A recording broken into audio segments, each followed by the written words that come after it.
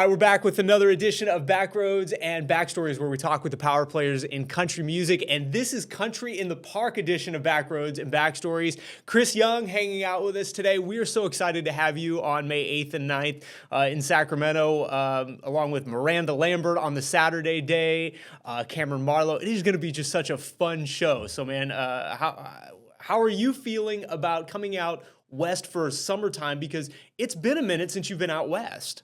You would say that, but it actually hasn't. I played a lot out west, but some of those things were, like private events and things of that nature, and like stuff for radio, I'm looking forward to doing something like this. You and I were talking before we went on air about increased capacity and being able to have more people for this event. So I'm really excited to be a part of it.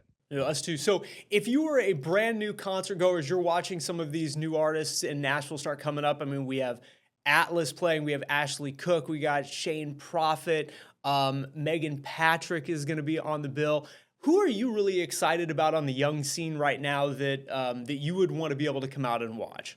Well, if I don't say Megan Patrick, I'm in trouble because she's pretty much the reason that I ended up having Mitchell on at the end of a bar. I was like, would he even be interested in being on it as a duet? And then obviously, a big number one for both of us. So, yes, it's she's definitely not standing like right over there watching me say this, making sure that no, I'm just kidding. But she's incredible. Ashley's incredible. And there's so many great artists that are coming up right now. I feel like in a way we're in a moment where people that have been around for a lot of years, and artists, older than me, younger than me, my era. I feel like there's so many things that are happening right now. I mean, the song that I've got out just went top 20, and new label with Black River Entertainment over there with Kelsey Ballerini. And I'm going to be in year 20 in May of having a record deal. So it's wild to me because I signed, my record deal when I was 20, and I've been able to stay around thanks to everybody that'll be watching this. Thank you. You're the reason I'm still here. Well, let's talk about that new album. I mean, it is fantastic for so many different reasons. I want to talk about the release date, which you timed out with on the anniversary of your debut at the Opry. Thinking way back when, who was the first person that you ever saw at the Opry? The first person I ever saw at the Opry was actually Loretta Lynn. Wow. Uh, it was either I think on the same show it was her and Little Jimmy Dickens, and so it was. Wow. I get it if you don't know who those artists are, because that's like our history of country music. But it was really incredible to be able to be there. I actually gave Loretta flowers on stage, like walked up as a kid and gave her some flowers. So, um, That's a gutsy move right there. I was look, I was swinging for the fences, man. Come on. But it was really, really cool for me. And I've just always loved what the Opry represents because it represents our past and our future at the same time. And I think it's so cool. I actually went and did a tour the other day and didn't tell anybody that it was me on the tour because it's small groups. So Right. we're walking through, and actually met a veteran that was on the tour. He was just excited to be back there. And I sort of told on myself because about halfway through the tour, there's a room that has always had a Christmas tree in it.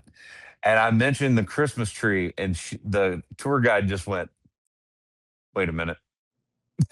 Like, Wow. she clocked it immediately, and I was like, Well, and it's funny that you mentioned Christmas Tree because I want to talk about your Christmas album too, and then you went out on the road touring with that earlier, and just so many great things to be able to talk about on the new album, brand new single, "Till the Last One Dies." I read this quote. You said 99% of the people should use this as their wedding song this year, but I want to talk about the 1% that you say shouldn't use it as the wedding song. What song are they using, and then who are they? That you're like, don't use my song.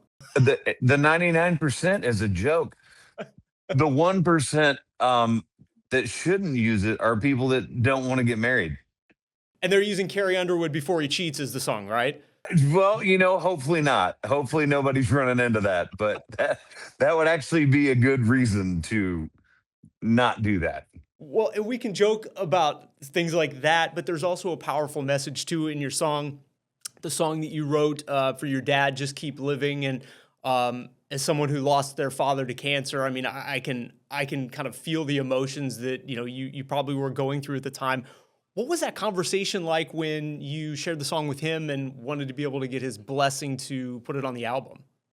So that was one of the last songs. By the way, the name of the album, I do have to say that, or I think I'll get in trouble with my label, is "I Didn't Come Here to Leave," which is like a really fun song. But I wanted to put a whole lot of different things on this record, and specifically the song about my dad that you're referencing. All of that is true. My dad got diagnosed with lung cancer. They cut a third of one of his lungs out. He lost, um, and I just remember that was the first time that I saw my dad like tear up when he was talking to me, and he beat it. And him and my mom are actually on their way to go on vacation right now. I Wow. just hung up the phone before we got on this interview with them. I got to go check on their cat, which is going to be super fun.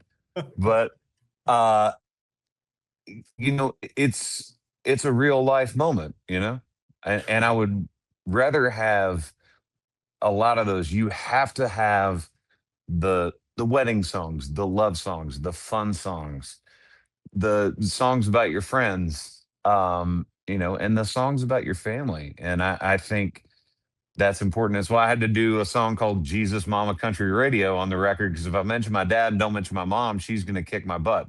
I was going to ask if that actually got you out of the doghouse or not. I think it did. I think that she was like, okay, fine. Okay.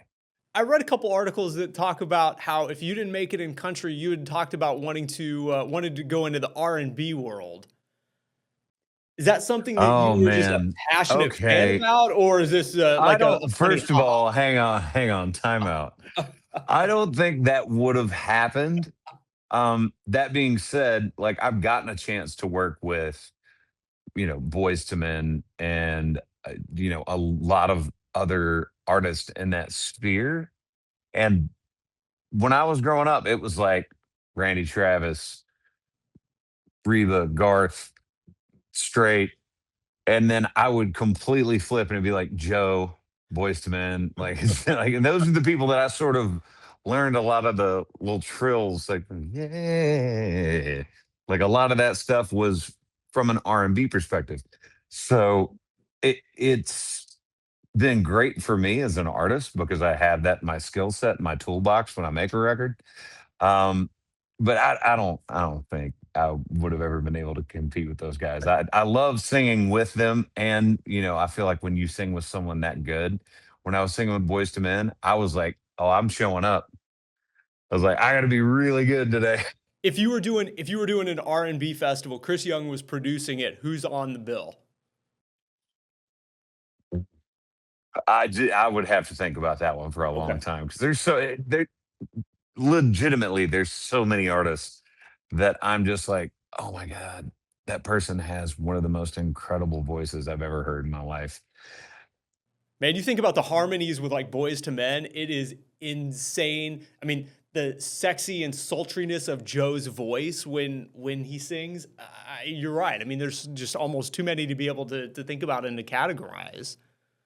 There are. I mean, it's the same thing as any genre of music. If you really dig deep and you start falling in love with certain voices and certain styles, um, I mean, you think about just country music, the depth I could go to list. Everybody goes, "What's your main influence?" And one of them was Keith Whitley, but one of them was Randy Travis, and one of them was Tracy Lawrence, and one of them was a little bit Brad Paisley, and one of them was, I go down the rabbit hole of listing all these people, but I think, to me, in my mind, are legends.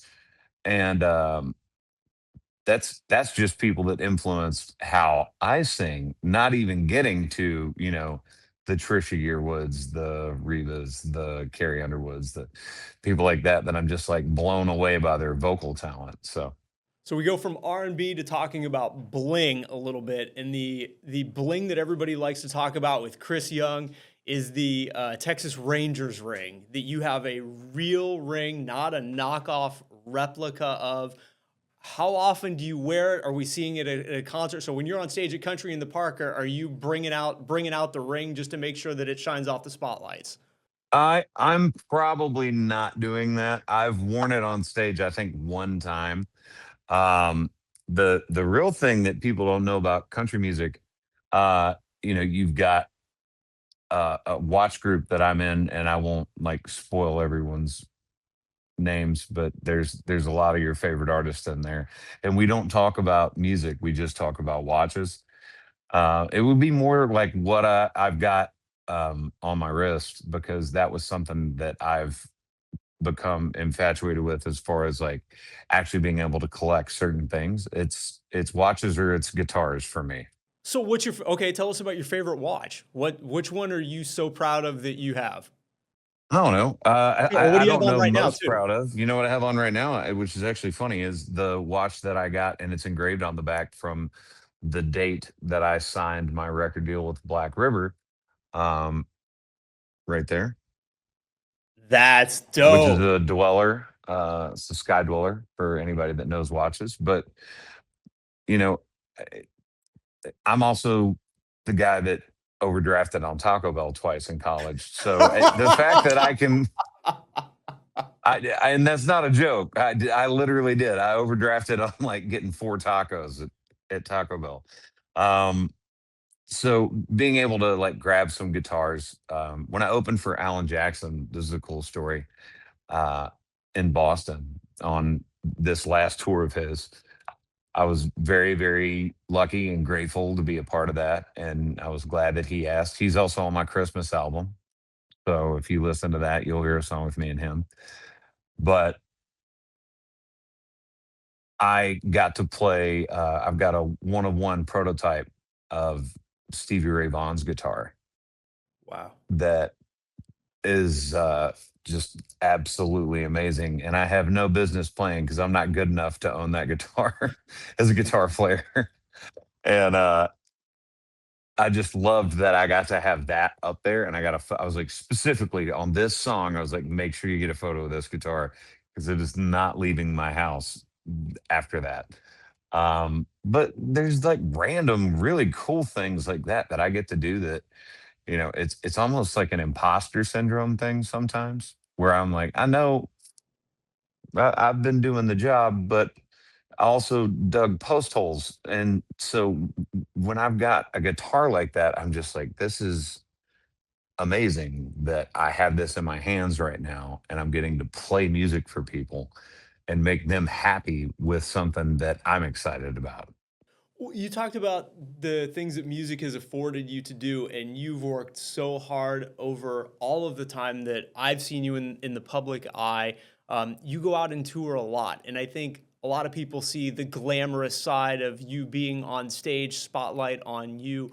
What would you want people to know about the not so glamorous side of being out on the road all the time? And they see the fancy big tour buses, which are nice inside, but living on them for a long time can be a little challenging. Bunch of guys, big metal tube. Yeah, that's it's not always as fun as it sounds. That being said, you know, for picking up my dog's poop, I mean, that's, as a dog owner, anybody that loves dogs, my dog is named Porter. He's named after Porter Wagner, in honor. But he's a 112-pound German Shepherd. It's a lot. I'm gonna say on a tour bus, I'm sure it is. It is, and it's also like, he walks off, and everybody's like, "Whoa, hey!" Like, they're scary looking dogs, and while he does like have his moments where he'll protect. Trust me, we got that down. But normally he's just a big goofball and loves everybody. So it's fun to have him out there on the road sometimes. You know, I would think the hardest thing for me is just the time differences, mainly because it's like I could play in Australia and then I could come back home and I could have something at 6 a.m. Nashville time that I've got to do. Uh, but again, that's a small complaint. I get to do what I love. So One of your brand new projects, asides of doing music, is this brand new bar you're about to open, which you told me off air you're there right now. What can you tell us about this bar? What makes it different than what everybody else is doing in Nashville? What would you want to tell people about it? here's the thing. If you're looking for like live music or looking to see me, you're probably not going to get either one of those. Do we have the ability to connect to the sound system in here and do live music? Yes, we do. It's XLR through the walls. If you know what that means, you know what that means. But it is a bunch of TVs. It is going to primarily be a sports bar. And then we'll also have a couple things like we were joking around the other day. We're like, we're gonna do like a spill the tea Tuesday thing where there's two sections of the bar. Um, the main bar would be, if somebody is showing up and they want to watch Love Island, like that's on TV, something like Okay. that. I'm not saying that specifically. I'm just saying it'd be something like that. And then sports for the guys, and we're going to call that the drop your boyfriend off era. Uh, just leave him there, or your husband, whoever you bring with you, they can watch sports. But also the food is going to be like a centerpiece for me. Um, got a lovely husband and wife chef duo that I'm working with, and they already have a couple locations that they run. But we're gonna do something different for here. Definitely make it bar food, but a little bit elevated. So we're gonna do that. And I originally wasn't gonna do a dessert, and his wife looked at me and was like, "You got to at least have one dessert." Okay, so what are you so excited about on the menu right now from a food side? If there were like a dessert and a main that you could say, if you come into my bar when this opens, this is you've got to try it. This is Chris Young approved. Yeah, all of it is approved because trust me, I've been in here with gloves on putting stuff in. How many LBs are you picking up just by taste testing everything, right? Right, we're getting to that point because obviously it's not open yet, but it will be open very, very soon. And I'm gonna do a full taste test of the menu and make sure everything's right. But uh, let's go at main and dessert.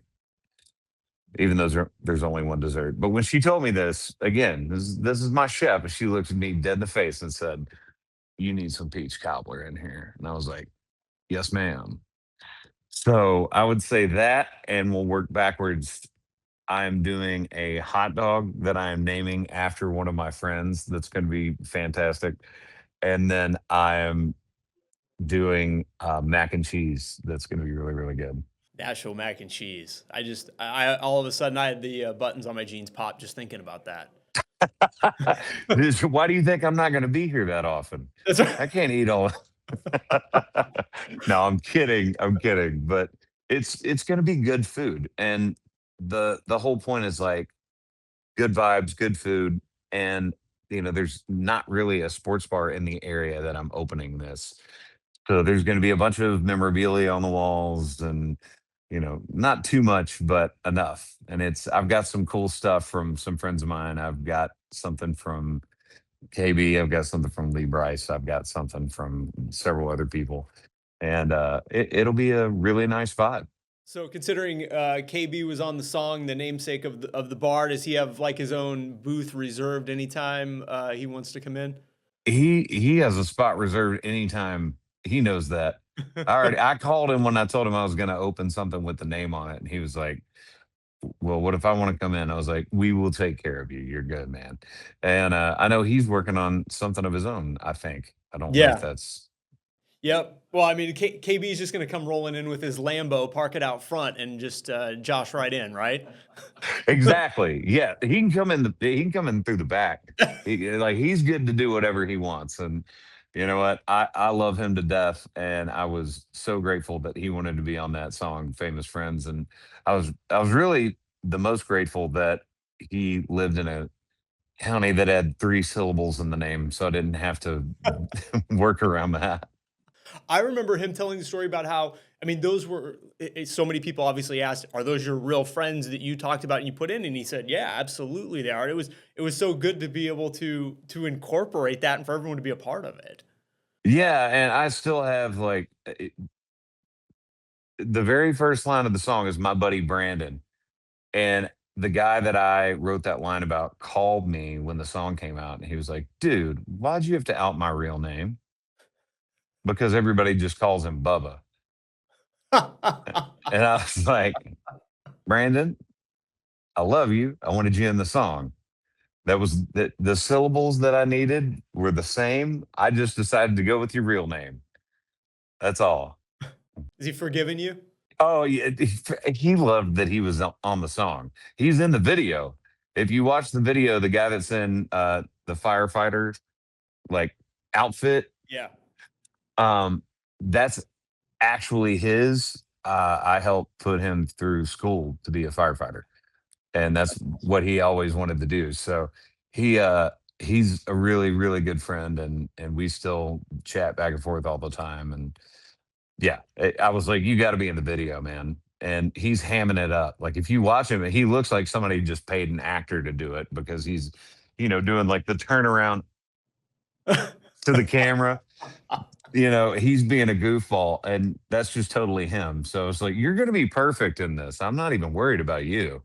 Let's talk about Country in the Park, May 9th. You're going to be with Miranda Lambert, Cameron Marlowe, Megan Patrick's on that day, Atlas too. When you think about how to craft a song list for your shows to be able to give the audience everything that they want, what's the process behind that? How do you put it together? What's your mindset? You don't wanna miss the beginning, you don't wanna miss the end, and hopefully you love all of the stuff in the middle.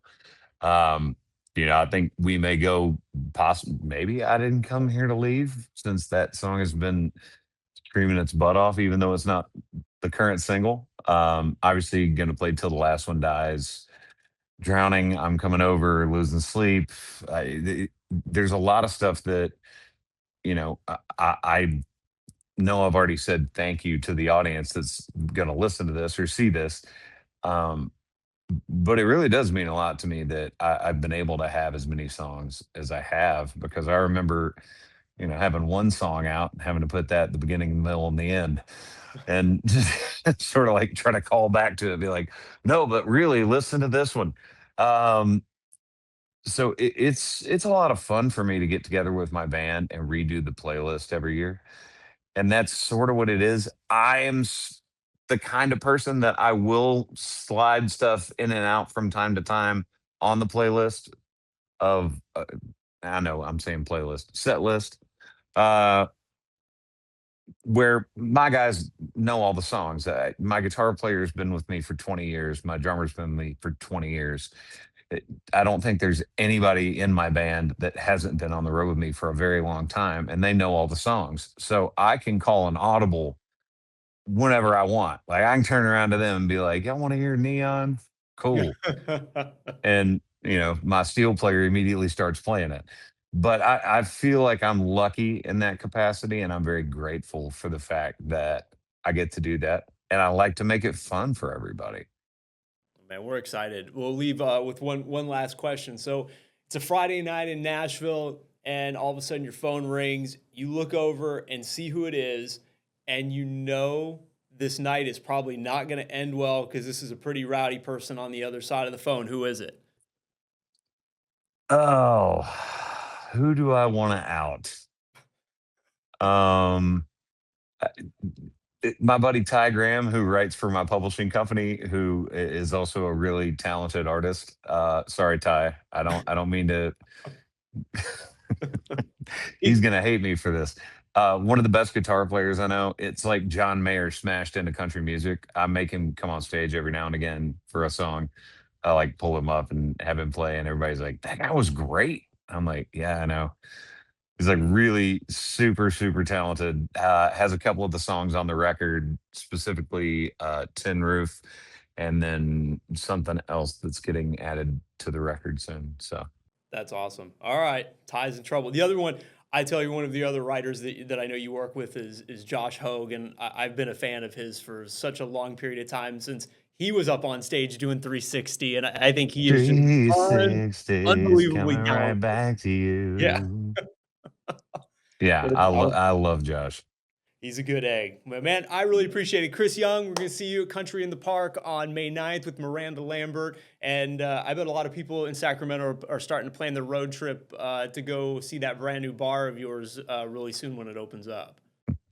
Well, hey, you know what? If they're looking for a cool experience in Nashville, it's a little bit different. Like, definitely roll through and above first and foremost and alpha and omega, the beginning and the end. I'm just grateful for everybody out there that is excited about the show, and I'm excited to be a part of it. Dude, peach cobbler and macaroni and cheese. We know what we're going to find backstage for Country in the Park this year. It's going to be fun. Make sure that you subscribe to our podcast right below and make sure you like it. Chris Young, we'll see you at Country in the Park coming up on May 9th here in Sacramento, my man. I will see y'all then. Somebody's going to hear the end of this and nothing else out of context and be like, "Why are they talking about food?" Feel like, feed us. Feed us. Like, okay, are we getting peach cobbler? I didn't know that was a thing. Peach cobbler at Country in the Park. Don't throw it out into the crowd. That might just end really poorly. No, we're not going like Steve Aoki. That's right. Oh my God, my man. Be well. Good luck with your bar. We look forward to seeing you soon in Sacramento. Thank you, man.